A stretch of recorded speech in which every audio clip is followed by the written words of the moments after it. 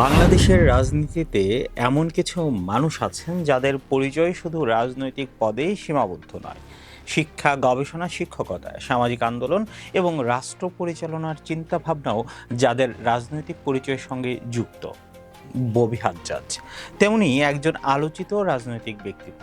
২০২৬ সালের ত্রয়োদশ জাতীয় সংসদ নির্বাচনে ঢাকা ১৩ আসন থেকে বিএনপির প্রার্থী হিসেবে নির্বাচিত হওয়ার পর তিনি প্রাথমিক ও গণশিক্ষা মন্ত্রণালয়ের প্রতিমন্ত্রীর দায়িত্ব পান। ঢাকা ১৩ আসনে তার জয়টিও ছিল বেশ প্রতিদ্বন্দ্বিতাপূর্ণ। ববি হাজ্জাজ পেয়েছিলেন ৮৮,৩৮৭ ভোট, আর তার নিকটতম প্রতিদ্বন্দ্বী বাংলাদেশ খেলাফত মজলিসের মামুনুল হক পেয়েছিলেন ৮৬,০৬৭ ভোট, অর্থাৎ ব্যবধান ছিল মাত্র ২,৩২০ ভোটের। কিন্তু ববি হাজ্জাজকে শুধু একজন নির্বাচিত এমপি বা প্রতিমন্ত্রী হিসেবে দেখলে তার রাজনৈতিক যাত্রার বড় একটা অংশ বাদ পড়ে যায়। কারণ জাতীয় রাজনীতিতে আসার আগে থেকেই তিনি ছিলেন শিক্ষক, গবেষক এবং রাজনৈতিক সংগঠক। আর তার পরিচয়ের সঙ্গে যখন পারিবারিক ব্যাকগ্রাউন্ডের বিষয়টি আসে, তখন একটি বিষয় স্বাভাবিকভাবেই সামনে আসে। তিনি বাংলাদেশের অত্যন্ত পরিচিত ধনী ব্যবসায়ী পরিবারের সন্তান। তার বাবা ডক্টর মুসা বিন শমসের বাংলাদেশের অন্যতম আলোচিত ব্যবসায়ী ও ড্যাটকো গ্রুপের চেয়ারম্যান। অর্থাৎ আর্থিকভাবে সচ্ছল একটি পরিবারে জন্ম নেওয়া ববি হাজ্জাজের সামনে জীবনের শুরুতেই সুযোগ সুবিধার অভাব থাকার কথা নয়। সাধারণভাবে সমাজে একটি প্রচলিত ধারণা আছে, অঢেল সম্পদ ও সুযোগ সুবিধার মধ্যে বড় হওয়া অনেক তরুণ বাস্তব জীবনের শিক্ষা কিংবা সামাজিক দায়িত্ববোধ থেকে দূরে সরে গিয়ে কেবল বিলাসী জীবনযাপনেই অভ্যস্ত হয়ে পড়েন। অবশ্য এটি কোনো সার্বজনীন সত্য নয়। ধনী পরিবারের অনেক সন্তানই অসাধারণ মেধাবী ও দায়িত্বশীল হয়েছেন, এমন প্রমাণও রয়েছে। কিন্তু ববি হাজ্জাজের ক্ষেত্রে যে বিষয়টি আলাদাভাবে চোখে পড়ে তা হলো তিনি তার পারিবারিক সামর্থ্যকে শুধু ব্যক্তিগত জীবনযাপনের আরামের হিসেবে ব্যবহার না করে শিক্ষা, গবেষণা, শিক্ষকতা এবং রাজনৈতিক কর্মকাণ্ডের সঙ্গে নিজেকে যুক্ত করেছেন। তার শিক্ষা জীবনও সেই বিষয়টির একটি গুরুত্বপূর্ণ উদাহরণ। যুক্তরাষ্ট্রের university of Texas at Austin থেকে রাষ্ট্রবিজ্ঞানে স্নাতক এবং যুক্তরাজ্যের অক্সফোর্ড বিশ্ববিদ্যালয় থেকে MBA করেছেন। অর্থাৎ তার শিক্ষার পরিধি শুধু একটি ডিগ্রি অর্জনের মধ্যেই সীমাবদ্ধ ছিল না, দেশের গণ্ডি পেরিয়ে সেটা বিস্তৃত হয়েছে অক্সফোর্ড পর্যন্ত। রাজনীতি, ইতিহাস, ব্যবস্থাপনা ও রাষ্ট্রচিন্তার মতো বিষয় তার একাডেমিক জীবনের সঙ্গে যুক্ত হয়েছে। এরপর তিনি দীর্ঘ সময় ধরে নর্থ সাউথ বিশ্ববিদ্যালয়ে শিক্ষকতা করেছেন। নর্থ সাউথ বিশ্ববিদ্যালয়ের তথ্য অনুযায়ী তিনি ২০০৯ সাল থেকে বিশ্ববিদ্যালয়টির সঙ্গে যুক্ত এবং বর্তমানে সিনিয়র লেকচারার হিসেবে দায়িত্ব পালন করছেন। তার একাডেমিক আগ্রহের মধ্যে জাতীয়তাবাদ, রাজনৈতিক দল এবং রাজনৈতিক তত্ত্বের মতো বিষয়ও রয়েছে। এখানেই ববি হাজ্জাজের চরিত্রের একটি গুরুত্বপূর্ণ দিক বোঝা যায়। কারণ অর্থনৈতিকভাবে সচ্ছল পরিবার থেকে আসা একজন মানুষ চাইলে হয়তো কেবল ব্যবসা, সামাজিক পরিচিতি কিংবা ব্যক্তিগত কেরিয়ার নিয়েই থাকতে পারতেন। কিন্তু তিনি শিক্ষকতা বেছে নিয়েছেন, তরুণদের সঙ্গে কাজ করেছেন, রাজনীতি নিয়ে গবেষণা করেছেন এবং শেষ পর্যন্ত সক্রিয় রাজনীতিতে এসেছেন। তাই তার শিক্ষাগত ও পেশাগত ব্যাকগ্রাউন্ডকে তার রাজনৈতিক পরিচয়ের বাইরে আলাদা কোনো বিষয় হিসেবে দেখার সুযোগ নেই, বরং এই অভিজ্ঞতাগুলোই তার রাজনৈতিক চিন্তাভাবনার একটি গুরুত্বপূর্ণ ভিত্তি তৈরি করেছে। রাজনৈতিকভাবে তার পথ চলা শুরু হয় জাতীয় পার্টির সঙ্গে কাজের মাধ্যমে। পরবর্তীতে তিনি জাতীয়তাবাদী গণতান্ত্রিক আন্দোলন বা NDM প্রতিষ্ঠা করেন এবং দলটির চেয়ারম্যান হিসেবে দায়িত্ব পালন করেন। ২০২৫ সালে NDM বিএনপির নেতৃত্বাধীন নির্বাচনী জোটের সঙ্গে নির্বাচনে যাওয়ার সিদ্ধান্ত নেয় এবং ববি হাজ্জাজ ঢাকা ১৩ আসন থেকে প্রার্থী হওয়ার প্রস্তুতি নেন। এরপর ২০২৬ সালের নির্বাচনে তিনি বিএনপির প্রার্থী হিসেবেই জয়ী হন। এখানেই তার রাজনৈতিক জীবনে একটি গুরুত্বপূর্ণ পরিবর্তন ঘটে। একটি ছোট রাজনৈতিক দলের প্রতিষ্ঠাতা হিসেবে জাতীয় রাজনীতিতে অবস্থান নেওয়া থেকে তিনি সরাসরি রাষ্ট্র পরিচালনার অংশ হয়ে যান।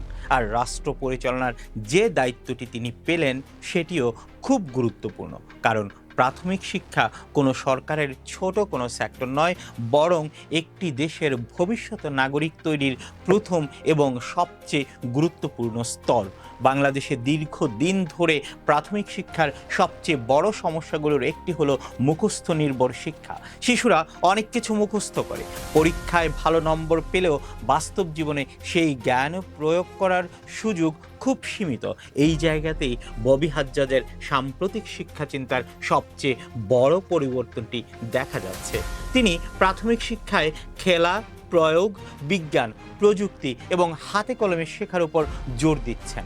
2026 সালের জুনে তিনি সরকারি প্রাথমিক বিদ্যালয়ে ধাপে ধাপে ম্যাথ ল্যাব চালুর উদ্যোগের কথা জানান। তার বক্তব্য অনুযায়ী এর উদ্দেশ্য শুধু অঙ্ক শেখানো নয়, বরং শিশুদের গাণিতিক দক্ষতা, যুক্তিবোধ এবং সমস্যা সমাধানের সক্ষমতা বাড়ানো। এর 1 মাসের মধ্যেই আরও বড় একটি পরিকল্পনার কথা সামনে আসে। প্রাথমিক বিদ্যালয়ে প্লে ল্যাব এবং স্টিম ল্যাব চালুর উদ্যোগ। সরকার প্রথমে কয়েকশো সরকারি প্রাথমিক বিদ্যালয়ে পরীক্ষামূলকভাবে এই মডেল চালুর কথা ভাবছে এবং সফল হলে তা দেশের প্রায় 65,000 সরকারি প্রাথমিক বিদ্যালয়ে সম্প্রসারণের পরিকল্পনা রয়েছে। অর্থাৎ এখানে মূল দর্শনটা হচ্ছে শিশুকে শুধু বইয়ের ভেতরে আটকে না রেখে খেলতে খেলতে শেখানো, বিজ্ঞানের প্রতি ভয় নয়, কৌতূহল তৈরি করা, গণিতকে আতঙ্ক নয়, যুক্তির আনন্দ হিসেবে উপস্থাপন করা। এই চিন্তার সঙ্গে বর্তমান বিশ্বের শিক্ষা ব্যবস্থার পরিবর্তনেরও একটা সম্পর্ক রয়েছে। বিশ্ব যখন কৃত্রিম বুদ্ধিমত্তা, রোবোটিক্স, অটোমেশন এবং প্রযুক্তি নির্ভর অর্থনীতির দিকে এগিয়ে যাচ্ছে, তখন শুধু তথ্য মুখস্থ করানো শিক্ষা ব্যবস্থা দিয়ে ভবিষ্যতের কর্মশক্তি তৈরি করা সম্ভব নয়। প্রয়োজন হবে সমস্যা শনাক্ত করার ক্ষমতা, বিশ্লেষণী চিন্তা, সৃজনশীলতা, সহযোগিতামূলক কাজ এবং প্রযুক্তি ব্যবহারের দক্ষতা। এই কারণেই ববি হাজ্জাজ প্রাথমিক স্তর থেকেই স্টিম এবং প্লে বেসড লার্নিংয়ের উপর গুরুত্ব দিচ্ছেন। শুধু ল্যাব বা খেলাধুলা ভিত্তিক শিক্ষা নয়, শিক্ষা ব্যবস্থাকে প্রযুক্তি নির্ভর করার কথাও তিনি বলেছেন। ভবিষ্যতের প্রাথমিক শিক্ষা ব্যবস্থায় learning management system, smart assessment এবং স্কুল ম্যানেজমেন্টকে একটি সমন্বিত ডিজিটাল প্ল্যাটফর্মের আওতায় আনার পরিকল্পনার কথাও সামনে এসেছে। একই সঙ্গে প্রাথমিক শিক্ষায় ফাউন্ডেশন লিটারেসি এবং নিউমারেসি বা মৌলিক পড়ালেখা ও গণিতের দক্ষতা বাড়ানোর উপর গুরুত্ব দেওয়ার কথাও বলা হয়েছে। এখানেই ববি হাজ্জাজের শিক্ষা ভাবনার আরেকটি গুরুত্বপূর্ণ দিক সামনে আসে, কারণ আধুনিক শিক্ষা মানে শুধু প্রযুক্তি যোগ করা নয়, প্রথমে শিশুর মৌলিক ভিত্তি শনাক্ত করতে হবে। একজন শিশু যদি ঠিকভাবে পড়তে না পারে, নিজের বক্তব্য লিখে প্রকাশ করতে না পারে কিংবা মৌলিক হিসাব করতে না পারে, তাহলে হাতে ট্যাবলেট তুলে দিলেই তার শিক্ষা আধুনিক হয়ে যাবে না। তাই প্রযুক্তি এবং মৌলিক শিক্ষার মধ্যে ভারসাম্য তৈরি করাটাই হবে বড় চ্যালেঞ্জ। আর এখানেই প্রতিমন্ত্রী হিসেবে ববি হাজ্জাজের সামনে সবচেয়ে বড় পরীক্ষা। কারণ পরিকল্পনা ঘোষণা করা সহজ, কিন্তু দেশের প্রত্যন্ত অঞ্চলের একটি সাধারণ সরকারি প্রাথমিক বিদ্যালয়ে সেই পরিকল্পনাকে বাস্তবে কার্যকর করা অনেক কঠিন। একটি ম্যাথ ল্যাব বানালেই গণিত ভীতি দূর হবে এমন কোনো কথা নেই। শিক্ষককে প্রশিক্ষিত করতে হবে। সায়েন্স টয় দিলেই বিজ্ঞান মনস্কতা তৈরি হবে না। শিক্ষককে শিশুর কৌতূহলকে কাজে লাগানোর পদ্ধতি জানতে হবে। ডিজিটাল প্ল্যাটফর্ম তৈরি করলেই শিক্ষা প্রযুক্তি নির্ভর হবে না। ইন্টারনেট, বিদ্যুৎ, ডিভাইস, ডেটা এবং শিক্ষক সক্ষমতা সব কিছুর সমন্বয় প্রয়োজন। আর বাংলাদেশের মতো বিশাল জনসংখ্যার দেশে সবচেয়ে বড় প্রশ্ন হবে, এই সুবিধাগুলো কি শুধু শহরের ভালো স্কুলে সীমাবদ্ধ থাকবে, নাকি চর, হাওর, উপকূল, পাহাড় এবং প্রত্যন্ত গ্রামের শিশুরাও একই সুযোগ পাবে? ববি হাজ্জাজের জন্য এটিই সম্ভবত সবচেয়ে গুরুত্বপূর্ণ পরীক্ষা, কারণ ঢাকা 13 আসনে তার রাজনৈতিক পরিচয় যতটা দৃশ্যমান, জাতীয় শিক্ষা ব্যবস্থায় তার সাফল্য নির্ধারিত হবে ঢাকার বাইরে থাকা কোটি শিশুর জীবনে পরিবর্তন আনতে পারছেন কিনা তার উপর। তার রাজনৈতিক পরিচয়ের আরেকটি গুরুত্বপূর্ণ দিক হলো তরুণদের সঙ্গে তার দীর্ঘদিনের কাজ। ২০১৫ সালে তিনি স্বপ্নের দেশ নামে একটি নাগরিক ক্ষমতায়নমূলক প্ল্যাটফর্ম গড়ে তোলেন, যার মাধ্যমে তরুণদের সৃজনশীলতা, সামাজিক সচেতনতা ও উগ্রবাদ বিরোধী কর্মকাণ্ডে যুক্ত করার চেষ্টা করেন। শিক্ষকতার সময়ও তিনি শিক্ষার্থীদের শুধু পাঠ্য বইয়ে সীমাবদ্ধ না রেখে নীতি নির্ধারণ ও সামাজিক সমস্যা সমাধানের বিভিন্ন কর্মকাণ্ডে যুক্ত করার চেষ্টা করেছেন। অর্থাৎ তার বর্তমান শিক্ষা ভাবনার শিকড় শুধু মন্ত্রণালয়ের দায়িত্ব পাওয়ার পর তৈরি হয়নি, এর পেছনে রয়েছে দীর্ঘদিনের শিক্ষকতা ও তরুণদের নিয়ে কাজ করার অভিজ্ঞতা। তার ব্যক্তিগত ও পেশাগত জীবনের এই সমন্বয় হয়তো তাকে প্রাথমিক শিক্ষার মতো একটি বিশাল ও জটিল খাতে কিছুটা ভিন্নভাবে চিন্তা করার সুযোগ করে দিচ্ছে।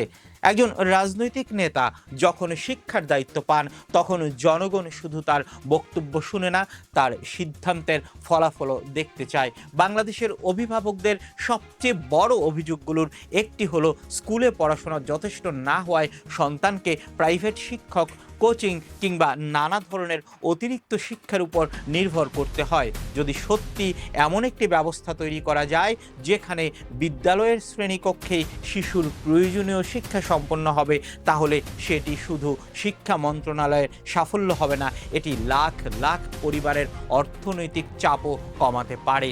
একইভাবে শিশুর প্রতিভাকে শুধু পরীক্ষার নম্বর দিয়ে বিচার না করে খেলাধুলা, কুইজ, বিজ্ঞান, সংস্কৃতি, সৃজনশীলতা ও প্রযুক্তির মাধ্যমে প্রকাশের সুযোগ তৈরি করা গেলে শিক্ষার সংজ্ঞাটিও বদলে যেতে পারে।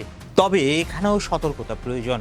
শিক্ষা ব্যবস্থায় একের পর এক নতুন প্রকল্প যুক্ত করা নয়, বরং কোন উদ্যোগ বাস্তবে কাজ করছে তার নিরপেক্ষ মূল্যায়ন করতে হবে। কারণ বাংলাদেশের শিক্ষা খাতে অতীতে অনেক প্রকল্প এসেছে, অনেক অবকাঠামো তৈরি হয়েছে, কিন্তু সব সময় শিক্ষার মানের কাঙ্ক্ষিত পরিবর্তন হয়নি। তাই ববি হাজ্জাজের সবচেয়ে বড় অর্জন হবে নতুন কোনো প্রকল্প ঘোষণা করা নয়, বরং একটি পরীক্ষামূলক মডেলকে প্রমাণিত করে সেটিকে সারা দেশে কার্যকরভাবে ছড়িয়ে দেয়া। তার রাজনৈতিক যাত্রার ক্ষেত্রেও একই কথা প্রযোজ্য। এনডিএমের প্রতিষ্ঠাতা চেয়ারম্যান থেকে বিএনপির প্রার্থী, সেখান থেকে ঢাকা 13 এর নির্বাচিত সংসদ সদস্য এবং এরপর সরকারের প্রতিমন্ত্রী। তার রাজনৈতিক কেরিয়ার খুব অল্প সময়ের মধ্যে গুরুত্বপূর্ণ পরিবর্তনের মধ্য দিয়ে গেছে, কিন্তু এখন তার পরিচয়ের সবচেয়ে বড় পরীক্ষা রাজনীতিতে নয়, কাজে। তিনি কি এমন একটি প্রাথমিক শিক্ষা ব্যবস্থা তৈরি করতে পারবেন যেখানে গ্রামের একটি শিশু এবং ঢাকার একটি শিশুর শেখার সুযোগের ব্যবধান থাকবে না? তিনি কি গণিতকে ভয় নয় আনন্দে পরিণত করতে পারবেন? বিজ্ঞানকে বইয়ের অধ্যায় নয় বাস্তব অভিজ্ঞতায় পরিণত করতে পারবেন? শিক্ষককে শুধু পাঠদানকারী নয়, শিশুর চিন্তার পথ প্রদর্শকে পরিণত করতে পারবেন? আর সবচেয়ে বড় প্রশ্ন, এই পরিবর্তন কি প্রকল্প শেষ হওয়ার সঙ্গে শেষ হবে, নাকি বাংলাদেশের শিক্ষা সংস্কৃতির দীর্ঘমেয়াদী ভিত্তি হয়ে উঠবে? ববি হাজ্জাজের রাজনৈতিক পরিচয় নিয়ে বিতর্ক থাকতে পারে, তার রাজনৈতিক সিদ্ধান্ত নিয়ে প্রশ্ন থাকতে পারে, তার পারিবারিক পরিচয় নিয়েও আলোচনা হতে পারে, কিন্তু রাষ্ট্রের একজন নীতি নির্ধারক হিসেবে তাকে মূল্যায়নের সবচেয়ে ন্যায্য মানদণ্ড হবে তার কাজ। কারণ একজন রাজনীতিবিদের বক্তৃতা মানুষ কিছুদিন মনে রাখে, কিন্তু একজন শিক্ষানীতি নির্ধারকের সিদ্ধান্ত একটি প্রজন্মের ভবিষ্যৎ বদলে দিতে পারে। ববি হাজ্জাজ এখন সেই জায়গাতেই দাঁড়িয়ে আছেন। তার হাতে যদি সত্যিই বাংলাদেশের প্রাথমিক শিক্ষা ব্যবস্থা মুখস্থ নির্ভরতা থেকে সরিয়ে যুক্তি, কৌতূহল, সৃজনশীলতা এবং প্রযুক্তি নির্ভর শিক্ষায় নিয়ে যাওয়ার সুযোগ থাকে, তাহলে এই দায়িত্ব শুধু একটি মন্ত্রণালয়ের প্রশাসনিক দায়িত্ব নয়, এটি একটি প্রজন্ম নির্মাণের দায়িত্ব।